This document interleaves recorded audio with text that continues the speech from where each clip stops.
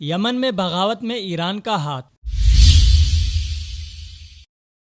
یمن میں شیعہ حوثی باغیوں اور حکومت کے درمیان جھڑپیں جاری ہیں۔ باغیوں کا حوثی شیعہ رہنما عبد المالک حوثی اس بغاوت کے ذریعے یمن کی حکومت کا دھڑن تختہ کرنے کا خواہاں ہے۔ حوثی شیعہ باغی عبد المالک حوثی کی قیادت میں مسلح بغاوت کر رہے ہیں۔ ان باغیوں کے پاس بھاری اسلحہ اور گولہ بارود موجود ہے، جس سے یہ یمن کی حکومت اور عام سنی شہریوں کو بھی نشانہ بنا رہے ہیں۔ حکومت کا مسلح مقابلہ کرنے والے ان دہشت گردوں کو ایران کی مکمل حمایت اور سپورٹ حاصل ہے۔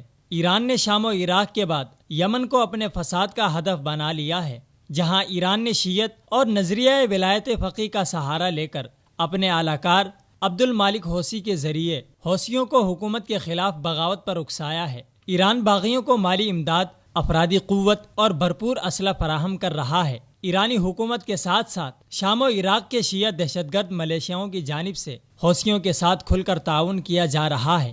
ایران اس خطے میں دہشت گردی اور فرقہ وارانہ فسادات کی مرکزی انڈسٹری ہے، جس نے عرب دنیا اور دیگر اہم مسلم ممالک میں اپنے فساد کا جال بچھایا اور امن و امان کے ماحول میں فسق و فساد، قتل و غارت، دہشت گردی اور فرقہ واریت کی آگ بھڑکائی۔ اب ایران کا ہدف سعودی عرب کے بارڈر سے ملحقہ پڑوسی ملک یمن ہے، تاکہ یمن پر قبضے کے ذریعے وہ سعودی عرب تک پہنچنے میں کامیاب ہو، جبکہ سعودی عرب بھی اپنے دفاع کے لیے یمن کا دفاع لازمی سمجھتا ہے۔ یمن میں حوثیوں کے ساتھ ایرانی مداخلت پر یمنی حکومت نے یہ معاملہ اقوام متحدہ میں اٹھانے کا فیصلہ کیا ہے۔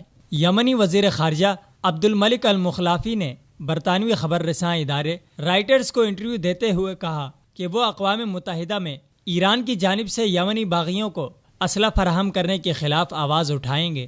انہوں نے نیو یارک میں اقوام متحدہ کی جنرل اسمبلی کے سالانہ اجلاس میں شرکت کے موقع پر کہا کہ ایران سے نئے ہتھیار بھی یمن میں آ رہے ہیں۔ ایران سے حوثیوں کے لیے ہتھیاروں کی سمگلنگ کو چھپانا ناممکن ہے۔ ان میں سے بعض ہتھیار یمن اور سعودی عرب کے درمیانی سرحدی علاقے سے ملے ہیں۔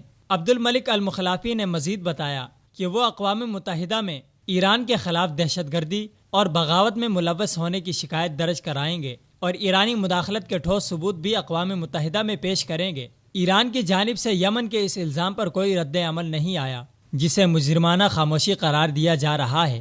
یمن میں جاری مسلح بغاوت کو 1 سال کا عرصہ ہو چکا ہے، جس کے دوران حوثی شیعہ رہنماؤں نے عراق میں کئی ایرانی رہنماؤں اور شیعہ ملیشیاؤں سے ملاقاتیں کیں۔